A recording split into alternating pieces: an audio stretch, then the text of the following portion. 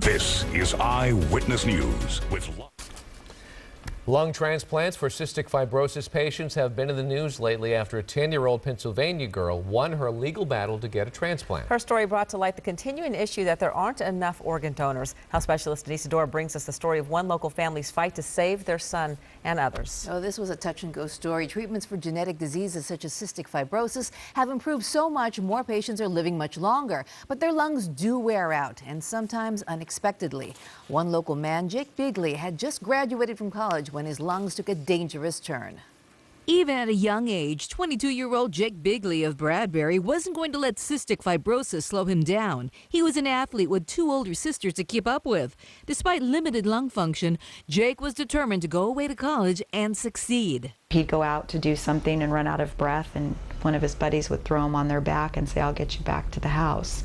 So it wasn't an easy road for Jake, but Jake had set an intention that he was going to graduate in 4 years. And he did. But after graduation, instead of starting a new chapter in life, Jake's lungs deteriorated rapidly. He was on his last few breaths. I think he had days at best. The Bigley family and all their friends took to an online campaign to raise organ donation awareness. They created Team Jake t-shirts and they prayed. They knew for Jake to live, loved ones of someone who had just died would need to make a heart-wrenching decision. They've obviously lost a loved one, and you're trying to introduce a difficult concept at a difficult time. Jake was placed on an arterial venous ECMO machine. It was his last resort. It would only keep him alive for 5 to 7 days. When the transplant team got the call, he was on his 5th day. Jake received 2 lungs from a young donor. He underwent a 4-hour double lung transplant Sunday at the RONALD REAGAN UCLA Medical Center. Less than 24 hours after surgery, Jake now has 500% more volume in his new lungs. Thank you does not even begin to say enough.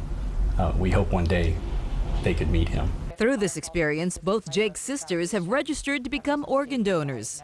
I'm sure there's many Jakes out there, and if there were something to happen to me, I would want to be able to give that other person their life back. This whole experience is bigger than just Jake getting lungs. It's about an awareness of donor, of God, of community, of, coming together as one.